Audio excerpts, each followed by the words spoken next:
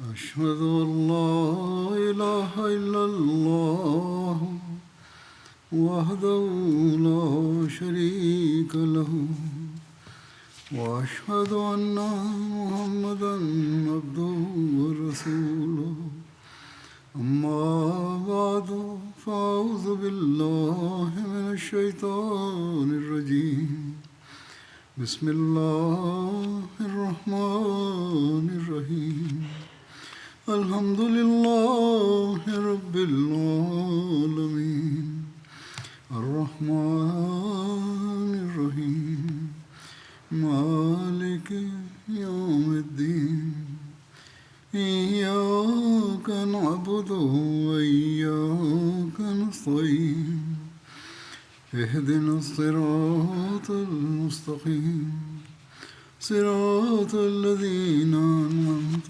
عليهم غير المغضوب عليهم ولا الضالين.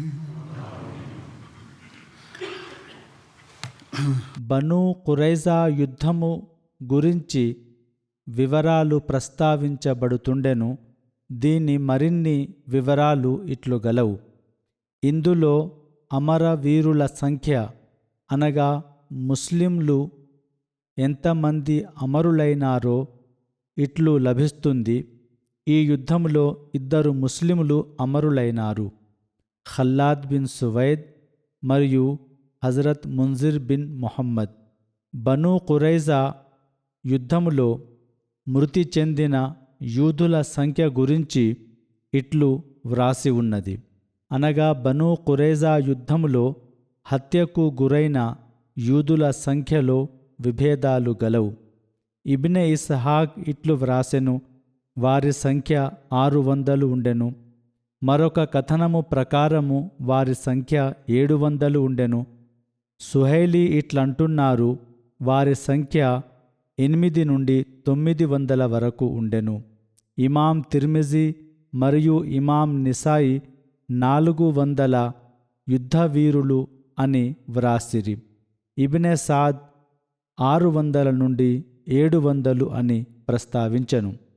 హజరత్ మిర్జా బషీర్ అహ్మద్ గారు తమ వివిధ చరిత్ర పుస్తకాల నుండి పరిశోధన చేసిన తర్వాత ఇట్లు వ్రాశారు, సుమారు 400 మంది ఆ రోజు సాద్ తీర్మానము వలన హత్యకు గురైనారు. మహాప్రవక్త సల్లల్లాహు అలైహి వసల్లం అనుచరులకు ఇట్లు ఆదేశమిచ్చారు, అనగా ఆ హంతకులను సమాధి చేయుటకు తగిన ఏర్పాట్లు చేయవలెను. ఇస్లాం వ్యతిరేకులు అతిశయోక్తితో సంఖ్యను ప్రస్తావిస్తూ ఇస్లాంను క్రూరమైన ధర్మమని నిర్ణయించుటకు ప్రయత్నిస్తుంటారు. వాస్తవానికి అప్పటి విషయాలను మనము చూసినచో, సరియైన కథనాలను చరిత్ర పుస్తకాలను పఠించినచో 400 వరకు హత్యకు గురైనారని తెలుస్తుంది.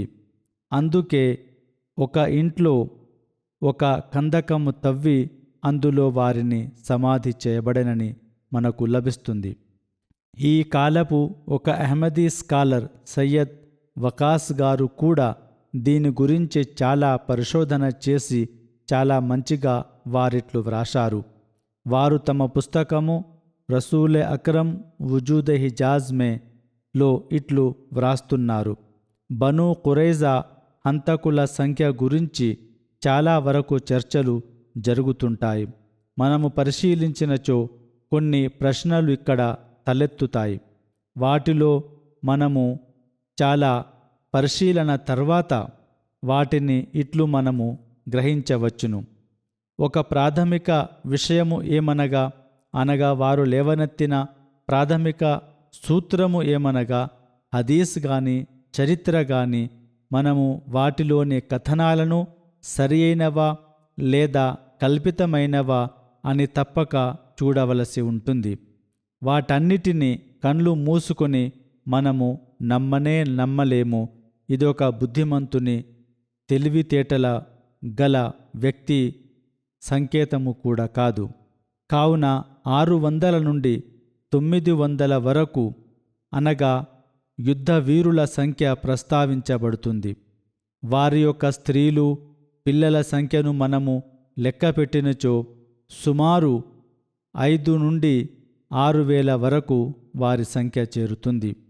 వారందరినీ ఒక నగరము మదీనాలో తాళ్లతో కట్టి బంధించుట, వారిని 2 గృహాలలో బంధించుట, వారికి అన్నపానీయాల ఏర్పాట్లు చేయుట చాలా కష్టమైన పని.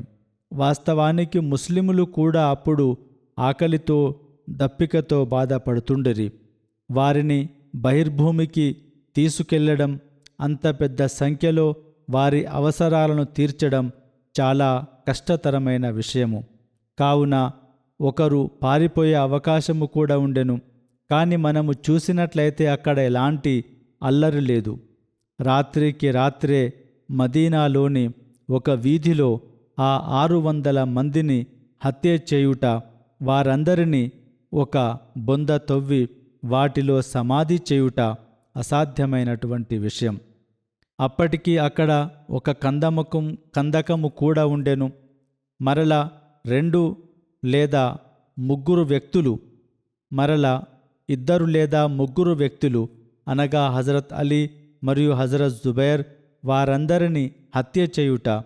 ఆ 2 అనుచరులు మరెప్పుడు ఈ సంఘటనను ప్రస్తావించకపోవడం మరియు ముస్లిం బుఖారీలో ఈ హంతకుల సంఖ్యను ప్రస్తావించకపోవడం మనకు తెలుస్తున్నదేమనగా, ఈ యొక్క కథనాలను మనము మరల మంచిగా పరిశీలించవలసిన అవసరమున్నది. వాస్తవానికి ఈ కథనాలలో అతిశయోక్తితో కొన్ని విషయాలు ప్రస్తావించబడెను. అనగా మహాప్రవక్త హజరత్ ముహమ్మద్ ముస్తఫా సల్లల్లాహు అలైహి వసల్లం మరియు ముస్లింల శత్రువులు యూదులు ఈ యొక్క కథనాలలో తర్వాత కొన్ని విషయాలను చేర్చినారని మనకు స్పష్టంగా తెలుస్తుంది. ఎందుకనగా బుఖారీలో ఒక పదము మనకు ఇట్లు లభిస్తుంది. హజరత్ సాద్ ఇట్లు నిర్ణయించారు, తుఖ్తలుల్ మకాతిల, అనగా యుద్ధము చేయగలిగిన ప్రతి ఒక్క వీరుడు ఈ నిర్ణయము ప్రకారము హత్య చేయబడును. సాధారణ చరిత్రకారులు మరియు రచయితలు దీని అనువాదము ఇట్లు చేశారు, అనగా యుద్ధము చేయగలిగిన ప్రతి ఒక్క పురుషుడు. వారు ఈ పదాన్ని ఎంతగా విస్తారించారనగా యుద్ధము చేయగలిగిన లేదా స్థోమతిగల ప్రతి ఒక్క పెద్ద పురుషుడు అని వారు నిర్ణయించారు. యవ్వన దశకు చేరినటువంటి విషయములో వారు ప్రతి ఒక్కరిని నిలబెట్టి ఇతడు యవ్వనానికి చేరినాడా లేదా అని పరిశీలించే అంత విషంగా వారు అక్కడ వ్రాసినారు. కావున ఇతడు పెద్దవాడైనాడు, ఇతడు ఇంకా పెద్దవాడు కాలేదు అని నిర్ణయించుట చాలా కష్టతరమైన విషయం. కావున ఇచట ఎంతో కొంత మేరకు వ్యక్తులు ఇస్లాం శత్రుత్వంతో కొన్ని విషయాలను కల్పినారని స్పష్టంగా తెలుస్తుంది. వారి పరిశోధన ప్రకారం సుమారు 20 కంటే ఎక్కువ మంది ఇక్కడ హత్యకు గురైనారు. ఏది ఏమైనప్పటికీ ఇది వారి యొక్క పరిశోధన ప్రకారం వారు వ్రాసినారు. ఇంతకంటే ఎక్కువ సంఖ్యలో హత్యకు గురైనారని మనము నమ్మలేమని వారు కూడా వ్రాశారు. హజరత్ మిర్జా బషీర్ అహ్మద్ గారు బనూ ఖురైజా యుద్ధములో హత్యకు గురైన యూదుల సంఖ్య గురించి ముస్లిమేతర చరిత్రకారుల విమర్శలను ఆధారం చేసుకొని వాటికి సమాధానం ఇట్లు వ్రాశారు. బనూ ఖురైజా సంఘటన గురించి కొందరు ముస్లిమేతర చరిత్రకారులు చాలా అవహేళనగా మాట్లాడుతూ మహాప్రవక్త సల్లల్లాహు అలైహి వసల్లంపై విమర్శలు, దాడులు చేశారు. వారు సుమారు 400 యూదులు హత్యకు గురైనారని వ్రాసినారు. వారు తద్వారా నవూజు బిల్లా ఒక క్రూరులైన అధికారులని వారు నిర్ణయించారు. ఈ విమర్శకు ఆధారమైనటువంటి విషయం ధార్మిక అసూయ మాత్రమే. వాస్తవానికి ఇస్లాం యొక్క వ్యవస్థాపకులు ఎంతవరకు తక్కువ శిక్షించవలసి ఉండెనో అంతవరకు తక్కువ శిక్షించాలని నిర్ణయించారు. కానీ పాశ్చాత్య నాగరికతలో పెరిగి పెద్దయిన వారు ఈ యొక్క విషయాన్ని గమనించలేకపోయారు. అనగా కొందరు ముస్లింలు కూడా ఆ పాశ్చాత్య రచయితల మాటలకు లోనైనారు. ఈ విమర్శకు సమాధానంగా వారిట్లో వ్రాశారు. మొదటి విషయమేమనగా, బనూ ఖురైజా గురించి చెప్పబడినటువంటి తీర్పు సాద్ బిన్ ముఆజ్ది మహాప్రవక్త సల్లల్లాహు అలైహి వసల్లం తీర్పు కానే కాదు. వారి తీర్పు కానప్పుడు వారిని విమర్శించుట తగదు. రెండవ విషయమేమనగా, అప్పటి పరిస్థితుల ప్రకారము ఇది తప్పుడు లేదా క్రూరమైన నిర్ణయం కానే కాదు. ఆ యొక్క వివరాలను మనము పరిశీలించినట్లయితే ఇదేదో క్రూరమైన సంఘటన అని మనం చెప్పలేము. మూడవ విషయమేమనగా, సాధు కూడా తీర్పు వెల్లడించే కంటే ముందు మహాప్రవక్త సల్లల్లాహు అలైహి వసల్లం ఈ తీర్పును ఒప్పుకోవాలని వారు వాగ్దానము తీసుకుని ఉండిరి. కావున దాని ప్రకారము వారు ఆచరించారు. నాలుగవ విషయమేమనగా, స్వయంగా నేరస్తులు ఈ తీర్పును ఒప్పుకున్నారు, దీనిని విమర్శించలేదు. దీనిని వారు దైవ నిర్ణయమని భావించారు. వాస్తవానికి హుయ్యి బిన్ అఖ్తబ్ అనే నాయకుడు హత్యకు గురి కాకముందు స్వయంగా దీనిని ఒప్పుకొన్నాడు. ఇందులో దైవ నిర్ణయమున్నదని అతడు అంగీకరించాడు. సాద్ నిర్ణయం తర్వాత ఈ విషయంలో మహాప్రవక్త సల్లల్లాహు అలైహి వసల్లంకు ఎలాంటి సంబంధం లేకుండెను. కానీ ప్రభుత్వ ఏర్పాట్ల ప్రకారం ఈ తీర్పును అమలుకు సిద్ధం చేయవలసిన బాధ్యత వారిపై ఉండెను. కావున వారెంతో దయా కరుణతో ఉత్తమమైన ఉదాహరణను చూపించారు. అనగా ఎవరైతే ఈ తీర్పు ప్రకారం హత్యకు గురవుతారో వారు తమ బందీలో ఉన్నంత వరకు వారి నివాసము, వారి ఆహారముకు ఉత్తమమైన ఏర్పాట్లు చేశారు. ఎప్పుడైతే సాద్ నిర్ణయం పాటించవలసిన సమయము వచ్చెనో అప్పటి వరకు మహాప్రవక్త సల్లల్లాహు అలైహి వసల్లం నేరస్తులకు తక్కువ ఇబ్బంది కలగాలని నిర్ణయించిరి. మొదట వారి మనోభావాలను గుర్తించారు. ఒక నేరస్తుణ్ణి హత్య చేస్తున్నప్పుడు మరో నేరస్తుడు అక్కడ ఉండకూడదు, అతన్ని చూడకూడదు అని వారు ఆదేశమిచ్చారు. అలాగే చరిత్ర నుండి మనకు తెలుస్తున్నదేమనగా, ఆ యొక్క వ్యక్తులను ఎప్పటి వరకైతే హత్య చేయుటకు అక్కడికి తీసుకొస్తున్నారో, మేము ఎక్కడికి తీసుకొని వెళ్ళబడుతున్నామో కూడా వారికి తెలియకపోయేది. అనగా హత్యకు గురయ్యే కంటే ముందు వారికి తెలియకపోయేది. ఇదే విధంగా ఎవరైనా ఒక వ్యక్తి వారిని కరుణించాలని మనవి చేసినచో వెంటనే అతని యొక్క వినతిని వారు స్వీకరించారు. కానీ అటువంటి వ్యక్తులను వారు ప్రాణభిక్ష కూడా పెట్టి క్షమించారు. వారి యొక్క భార్య, పిల్లలు, వారి యొక్క ధనము గురించి కూడా వారికి తిరిగి ఇచ్చివేయాలని ఆదేశించారు. ఇంతకు మించి ఒక నేరస్తుని పట్ల దయా, కరుణ వ్యవహారము ఇంకా ఏముండగలదు? కానీ బనూ ఖురైజా సంఘటనలో మహాప్రవక్త సల్లల్లాహు అలైహి వసల్లంపై ఎలాంటి విమర్శ రాదు. వాస్తవానికి వారు ఈ సందర్భమున ఎంతో ఉత్తమమైన ప్రవర్తన మరియు దయ, కరుణ చూపించారు. వారి యొక్క సహజము, వారి యొక్క స్వభావములోనే కరుణ ఉన్నదని దీనితో స్పష్టమైపోతుంది. ఇక మిగిలింది ఈ యొక్క తీర్పు గురించి ప్రశ్న. దీని గురించి మేము చాలా నిస్సంకోచంగా చెప్పగలిగిన విషయం ఏమనగా, ఇది ఏమాత్రం క్రూరము లేదా దౌర్జన్యముతో కూడినది కాదు. ఇది పూర్తిగా నీతి నిజాయితీతో కూడుకున్నది. ఇందుకు మనము అన్నిటికంటే ముందు చూడవలసిన విషయము ఏమనగా, బనూ ఖురైజా ఎలాంటి నేరానికి పాల్పడెను, ఆ పరిస్థితులలో వారి యొక్క నేరమైన చరిత్ర ఎలా ఉండెను.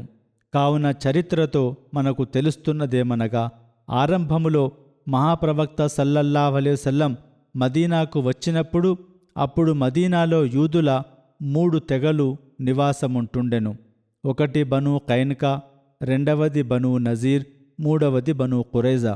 మహాప్రవక్త సల్లల్లాహు అలైహి వసల్లం వలస వచ్చిన తర్వాత రాజకీయ పరంగా చేసిన మొదటి పని ఏమనగా ఆ 3 తెగల నాయకులను పిలిపించుకొని వారితో శాంతి ఒప్పందం కుదుర్చుకున్నారు.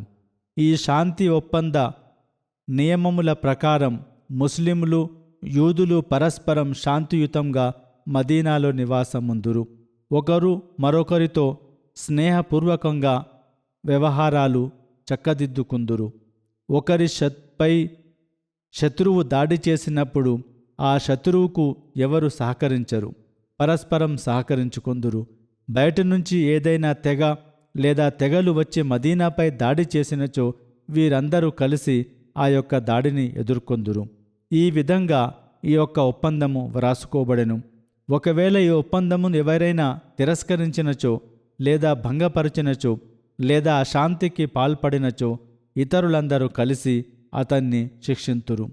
ఈ యొక్క విభేదాలు లేదా జగడములు అన్నీ మహాప్రవక్త ముహమ్మద్ సల్లల్లాహు అలైహి వసల్లం ముందు ప్రవేశపెట్టబడును. వారి యొక్క తీర్పు అంతిమ తీర్పు అగును.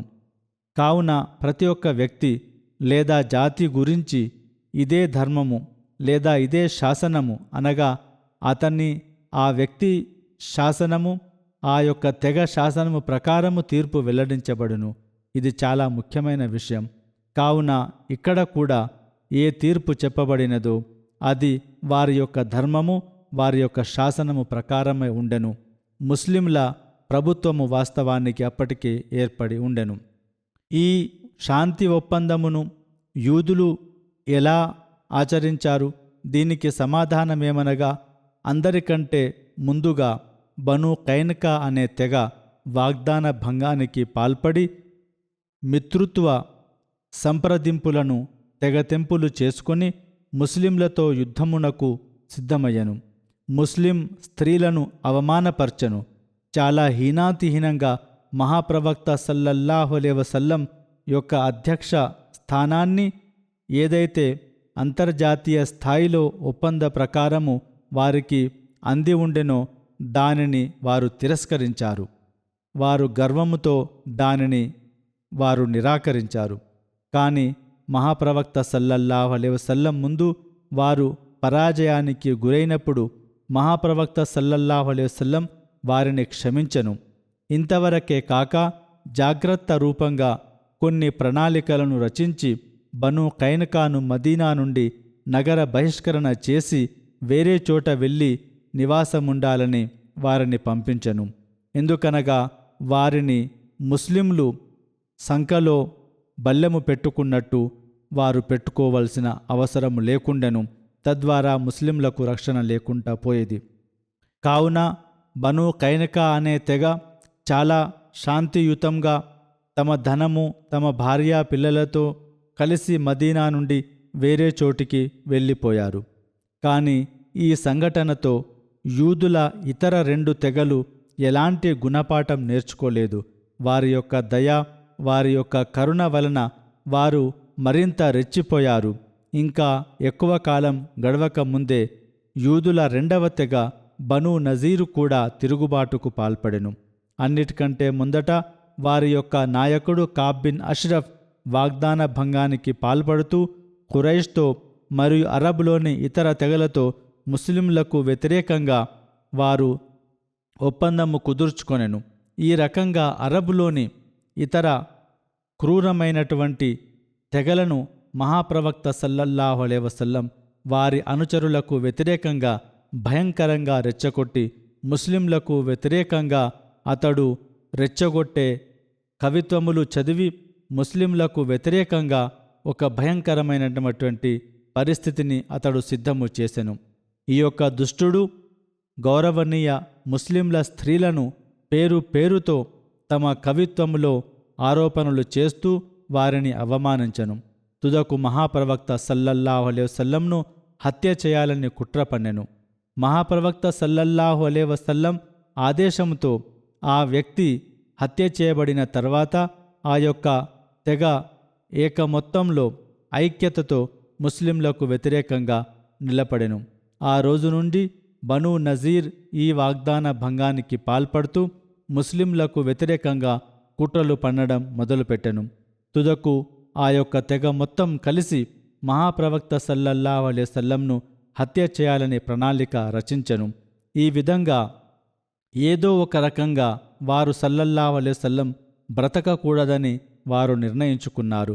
వాస్తవానికి ఈ యొక్క శాంతి ఒప్పందంలో అందరూ మొదట కలిసి ఉండిరి.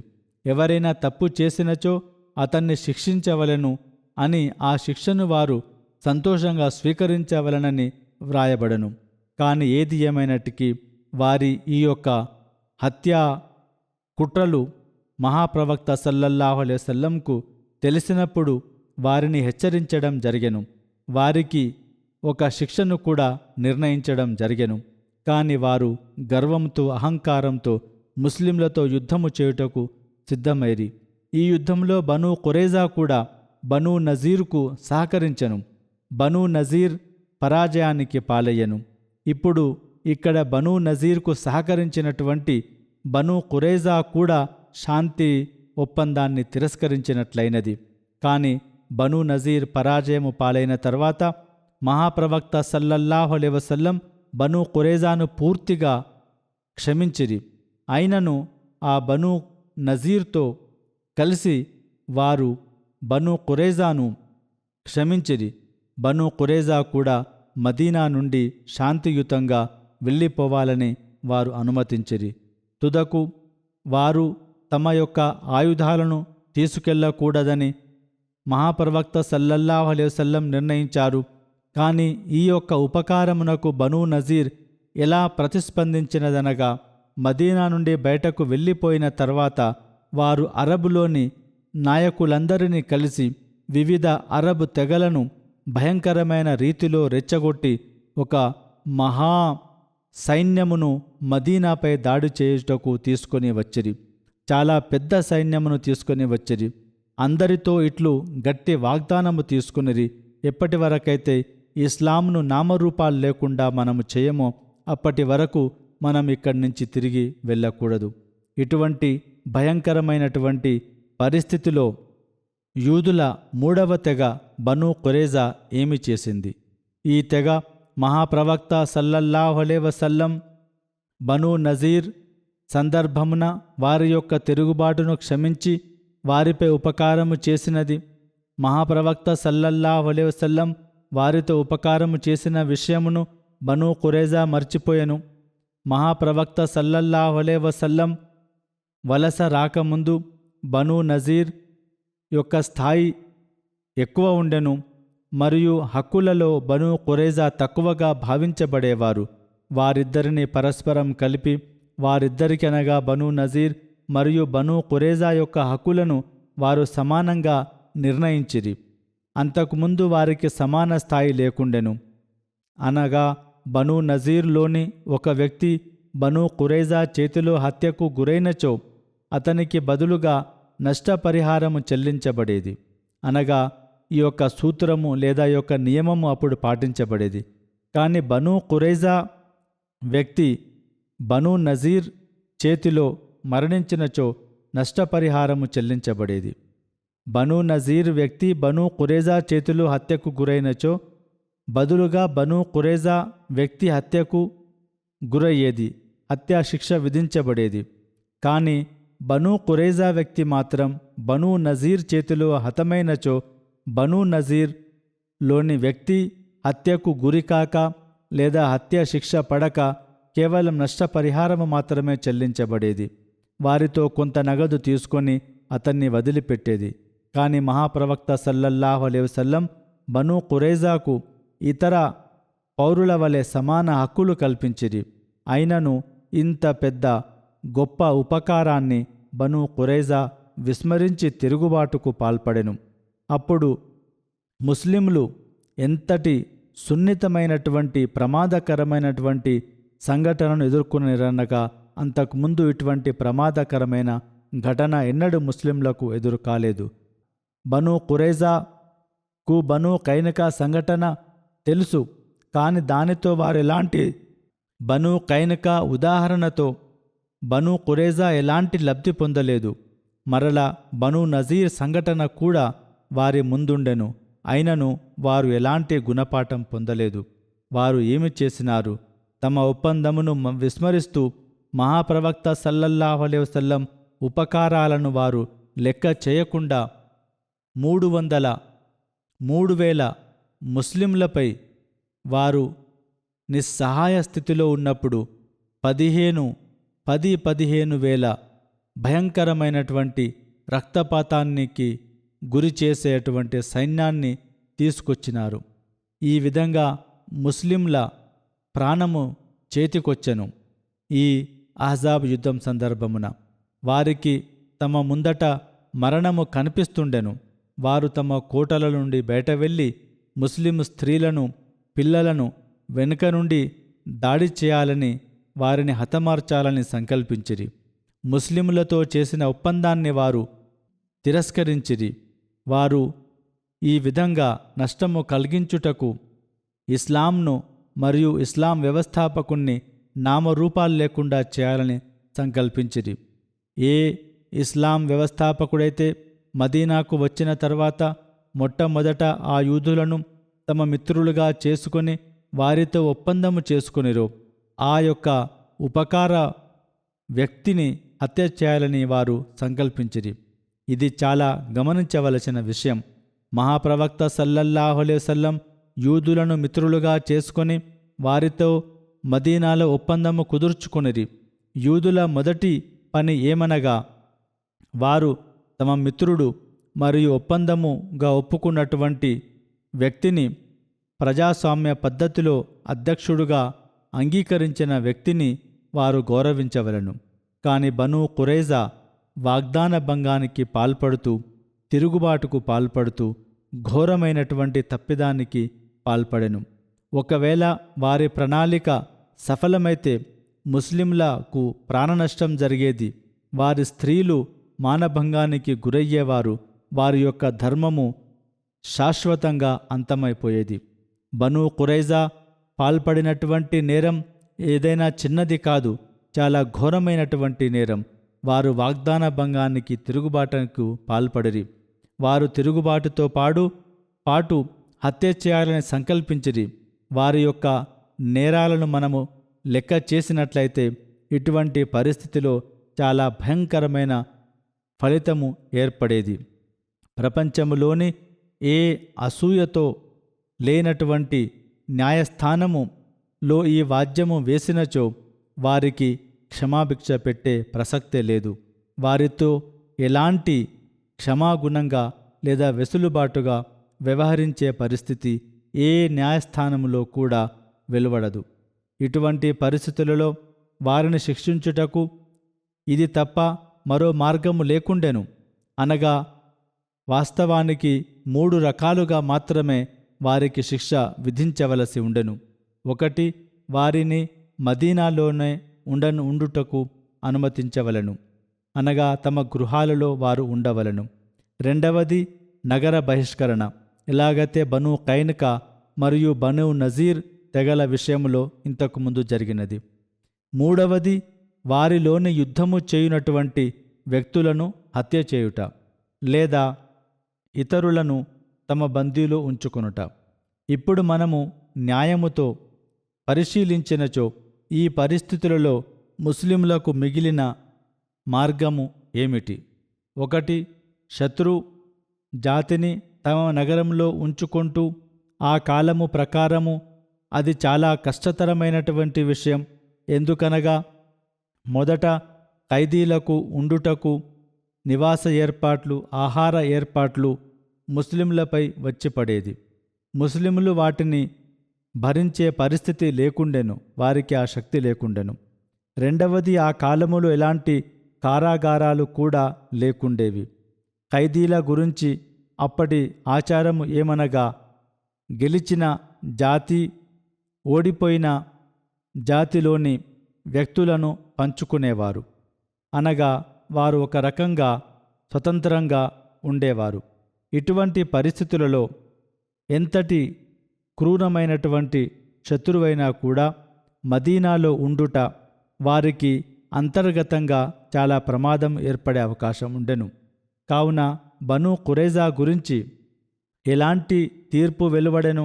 నిశ్చయంగా వారి యొక్క పీడనము, వారి యొక్క అశాంతి కార్యకలాపాలు, వారి యొక్క దుష్టత్వము, వారి యొక్క రహస్య కుట్రల వలన వారికి స్వతంత్రము ఇచ్చినట్లయితే ముస్లింలకు వారి యొక్క ఖర్చులను భరించే బాధ్యత కష్టతరమయ్యేది. అనగా మొదట వారు ముస్లింలు తమ ఆహారము మాత్రమే తినేవారు. ముస్లింలు తమ యొక్క నివాస ఏర్పాట్లు చేసుకునేవారు. కానీ ఈ రకంగా వారిని అనగా బనూ ఖురైజా వారిని బందీలుగా ఉంచుకున్నచో ముస్లింలు వారి కొరకు కూడా ఆహార ఏర్పాట్లు చేయవలను. అందుకు ముస్లింల వద్ద డబ్బు లేకుండెను. ఈ విధంగా వారికి చాలా కష్టతరమైన విషయమై ఉండెను. ఈ విధంగా వారు మరల ముస్లింలకు నష్టము కలిగించే అవకాశముండెను. ఈ విధంగా ముస్లింలకు అవకాశము లేకుండా వారికి నష్టము కలిగించే పరిస్థితి ఏర్పడేది. కావున ముస్లింలు తమ గృహములలో వారిని ఉంచుకున్నట్లయితే ఇంకా ప్రమాదాలు ఎక్కువ పెరిగిపోయేవి. మహాప్రవక్త సల్లల్లాహు అలైహి వసల్లం ఈ విషయాలన్నింటినీ గమనించిరి. హజరత్ మిర్జా బషీర్ అహ్మద్ గారిట్లు వ్రాసిరి, ఈ పరిస్థితుల వలన ఒక బుద్ధిమంతుడు బనూ ఖురైజాకు ఈ శిక్ష విధించాలని చెప్పలేడు. ఇప్పుడు రెండవ శిక్ష గురించి అనగా నగర బహిష్కరణ గురించి పరిశీలిద్దాం. ఈ యొక్క శిక్ష నిస్సందేహంగా ఆ కాలము ప్రకారము శత్రువుల నష్టము నుండి సురక్షితంగా ఉండుటకు ఒక మంచి పద్ధతిగా భావించబడేది. కానీ బనూ నజీర్ను నగర బహిష్కరణ చేసిన తర్వాత ఎదురైన అనుభవము ఏమనగా ఆ యూదులు బయటకు వెళ్ళి ఇంతకంటే ఎక్కువ ప్రమాదకరంగా మారినారు. అనగా యూదులు మదీనా నుండి బయటికి వెళ్ళిపోవుటకు అనుమతి పొందిన తర్వాత వారు మదీనా నుండి బయటకు వెళ్ళి యుద్ధ వీరులైనటువంటి ముస్లిం శత్రువుల సంఖ్యను పెంచుకోవలడం మాత్రమే అవుతుంది. ఇస్లాం యొక్క శత్రువుల సంఖ్య పెరిగిపోతుంది. ఇస్లాం యొక్క శత్రువులలో వీరు కలిసిపోతారు. వీరు తమ నేరపూరిత చరిత్ర వలన చాలా క్రూరమైనటువంటి ప్రసంగాలు చేస్తూ ముస్లింలకు వ్యతిరేకంగా వారు తెగలను తమ వెంట కలుపుకునేవారు. ఈ విధంగా బనూ ఖురైజా కూడా తమ యొక్క శత్రుత్వములో చాలా ముందుకు వెళ్ళి ఉండెను. కావున నిశ్చయముగా బనూ ఖురైజాను నగర బహిష్కరణ చేసినట్లయితే మరిన్ని ప్రమాదాలను పెంచుకోవడమే తప్ప తగ్గించుకోవడం కాదు. బనూ నజీర్ అహజాబ్ యుద్ధమును ఏ విధంగా ముస్లింల కొరకు సృష్టించెనో ముస్లింలు ఇలా చేసినట్లయితే ఆ కాలము ప్రకారము తమను తాము ఆత్మహత్య చేసుకొనటమే అవుతుంది. కావున ప్రపంచంలోని ఏ జాతి కూడా శత్రువును బ్రతికించుటకు తాము ఆత్మహత్య చేసుకోవడం సమంజసమేనా? నిశ్చయానికి ముస్లింలు దీని వలన వారు ఆరోపణలకు గురయ్యేవారు. అనగా బనూ ఖురైజాను బ్రతికించడం కోసం ముస్లింలు ఆత్మహత్య చేసుకోవడం మంచిది కానే కాదు. ఈ రెండు రకాల శిక్షలు లేదా ఈ రెండు శిక్షలు అసాధ్యమైనవి. వీటిలోని దేనిని అవలంబించినా ముస్లింలకు నష్టము వాటిల్లేది. ఈ రెండు శిక్షలను విడిచిపెట్టిన తర్వాత మిగిలిన మార్గము ఏమిటి? దానినే ముస్లింలు అవలంబించారు. నిస్సందేహంగా సాద్ నిర్ణయం చాలా కఠినమైన నిర్ణయమే. ఒక మానవ స్వభావంలో బాహ్య రూపములో చూసినట్లయితే దీనితో చాలా బాధ కలుగుతుంది. కానీ ఇక్కడ ఉత్పన్నమవుతున్న ప్రశ్న ఏమిటనగా ఇది తప్ప మరో మార్గము లేకుండెను. ఒక సర్జన్ తన యొక్క రోగిని మంచిగా చేయుటకు, రోగికి స్వస్థత కలిగించుటకు అతను ఒక చెయ్యి లేదా ఒక కాలు కోసివేస్తాడు, లేదా మరో అవయవం శరీరంలో నుండి అతడు తీసివేస్తాడు. కానీ ఇది తప్పనిసరి పరిస్థితులలో తీసుకోబడిన నిర్ణయం. అటువంటి వైద్యుడు ప్రశంసలకు అర్హుడవుతాడు. ఒక రకంగా మానవునికి దీని వలన కొంత బాధ కలుగుతుంది. కానీ ఈ నిర్ణయము తప్ప మరో నిర్ణయం తీసుకోవడానికి అవకాశము లేదు. ఇందుకే మార్గోలీస్ అనే చరిత్రకారుడు కూడా అతడు ఇస్లాం మిత్రులలోని వ్యక్తి కానే కాదు, కాని ఈ సందర్భమున అతడు కూడా ఒప్పుకొన్నాడు. అనగా సాద్ నిర్ణయం అప్పటి పరిస్థితులను బట్టి చాలా ఇబ్బందికరమైన రీతిలో తీసుకోబడిన నిర్ణయం. అది తప్ప మరో మార్గం ముస్లింలకు లేకుండెను.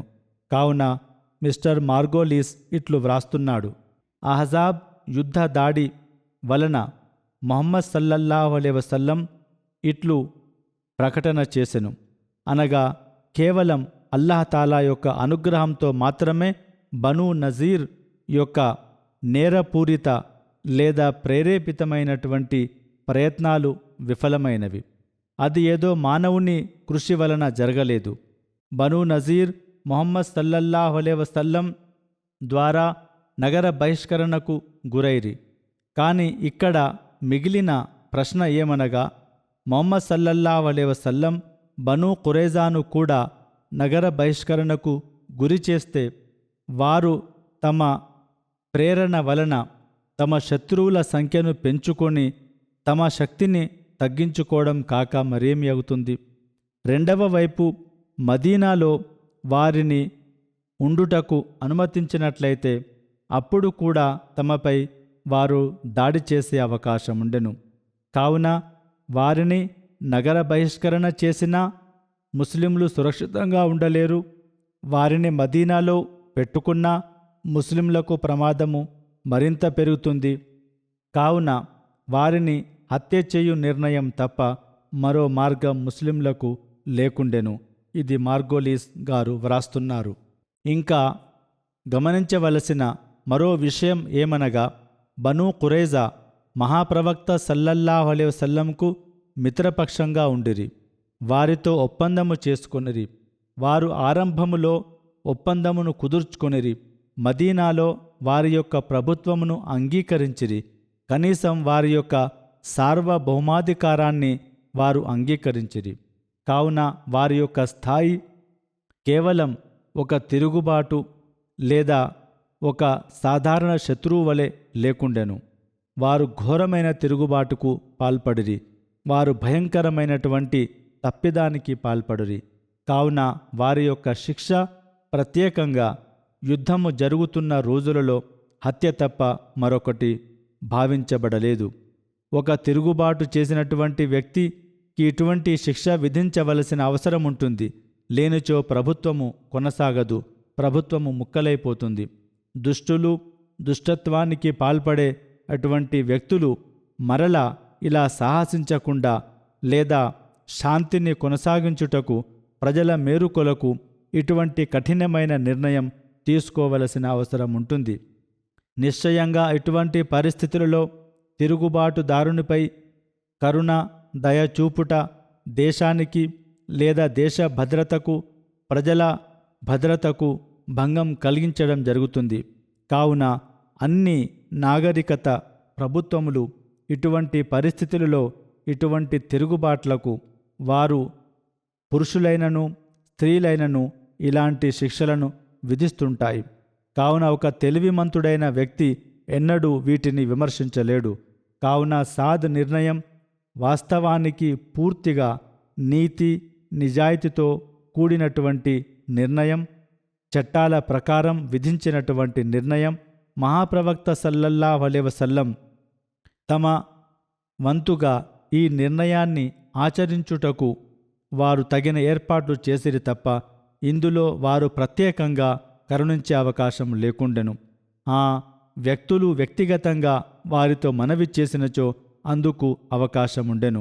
కావున మనకు తెలుస్తున్నదేమనగా, యూదులలోని ఒక్కరిద్దరు తప్ప ఎవరు కూడా క్షమించాలని ముందుకు రాలేదు. కావున వారు మొత్తం జాతిని క్షమించే అవకాశం లేకుండెను. ఎందుకనగా హజరత్ సాద్ స్వయంగా వారితో ఈ తీర్పును ఒప్పుకోవాలని వాగ్దానము తీసుకొనిరి. యూదులు కూడా స్వయంగా వారిని న్యాయమూర్తిగా అంగీకరించుటకు తిరస్కరించారు.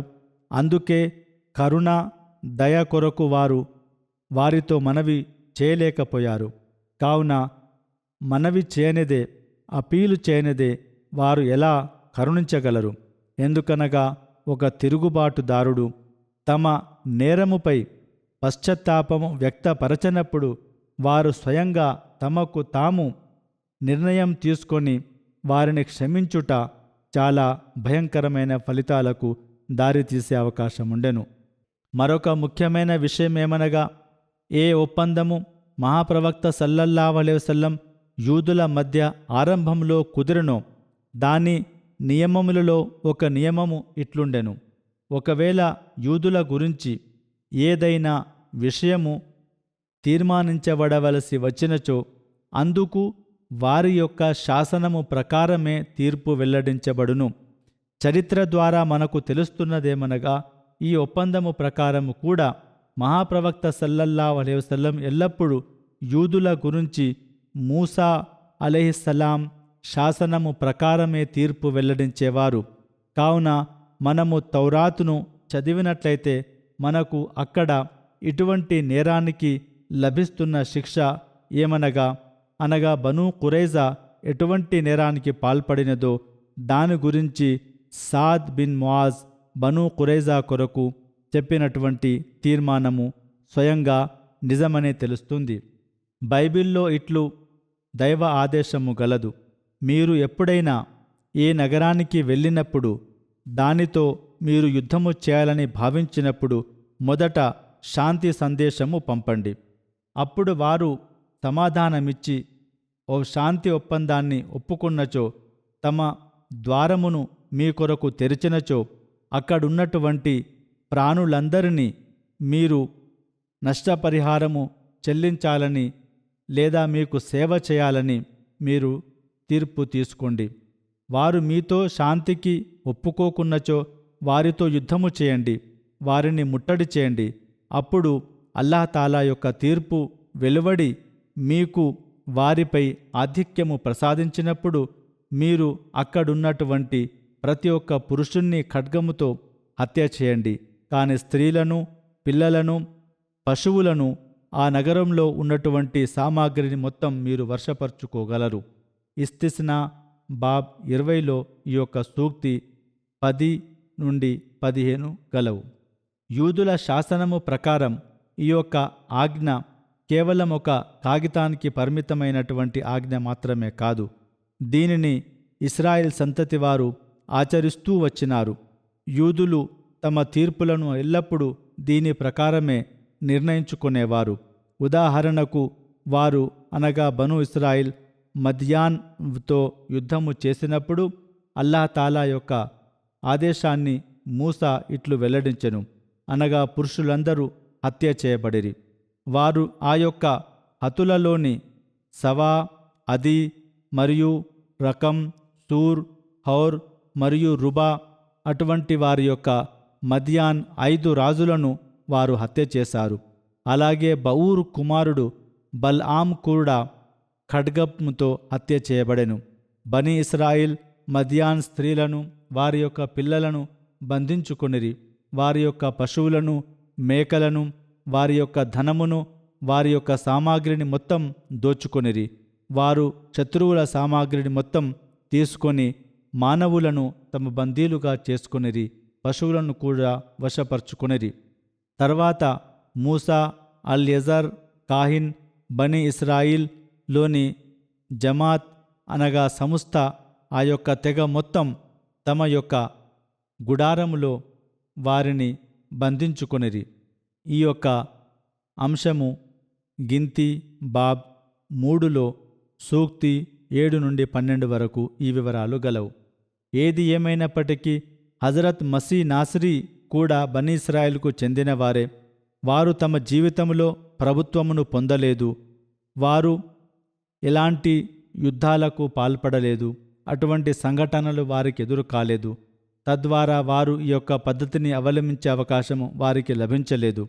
కానీ వారి యొక్క కొన్ని పంక్తులతో మనకు ఈ విషయం చాలా స్పష్టంగా తెలుస్తుంది.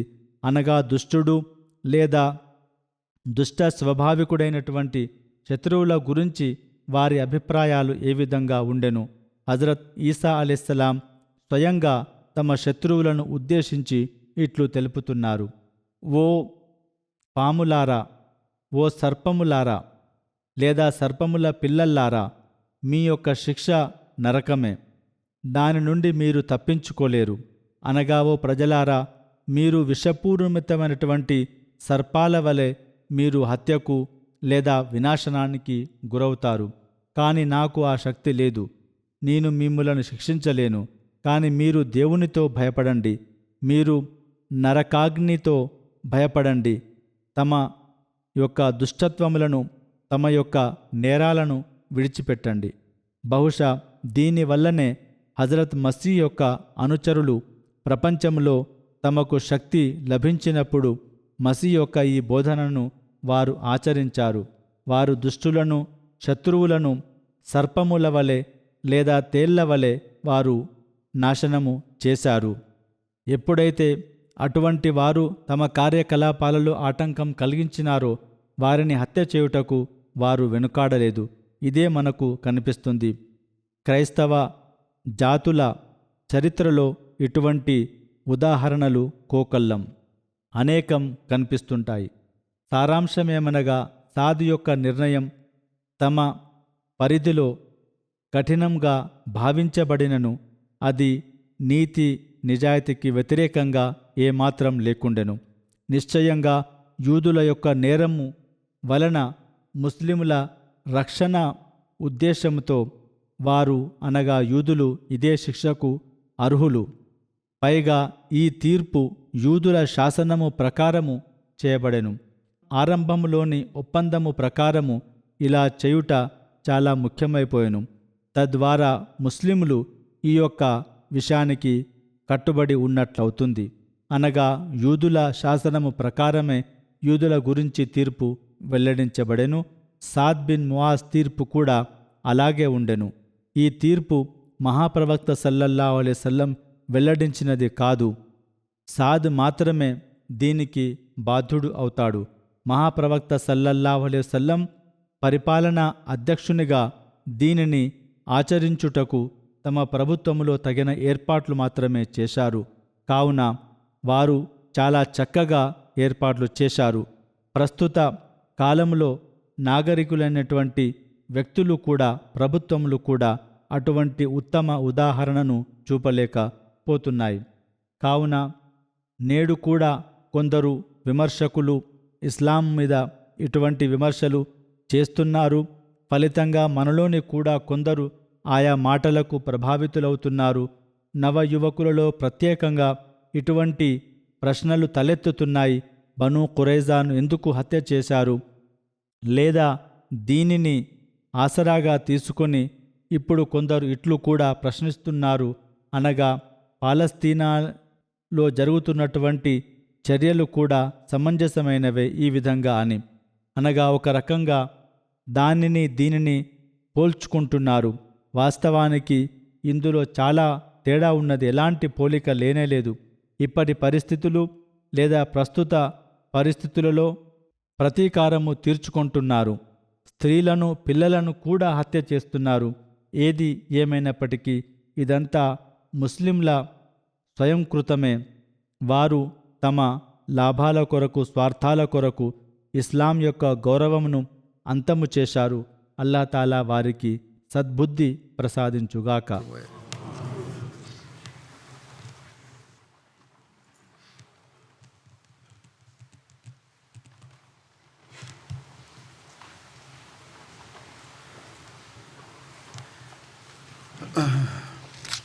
Alhamdulillah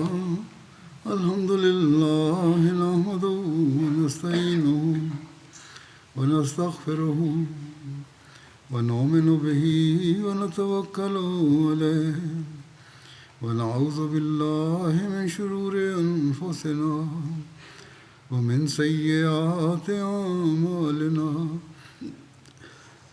Man yahdihillahu fala mudilla lahu ومن يضلل فلا هادي له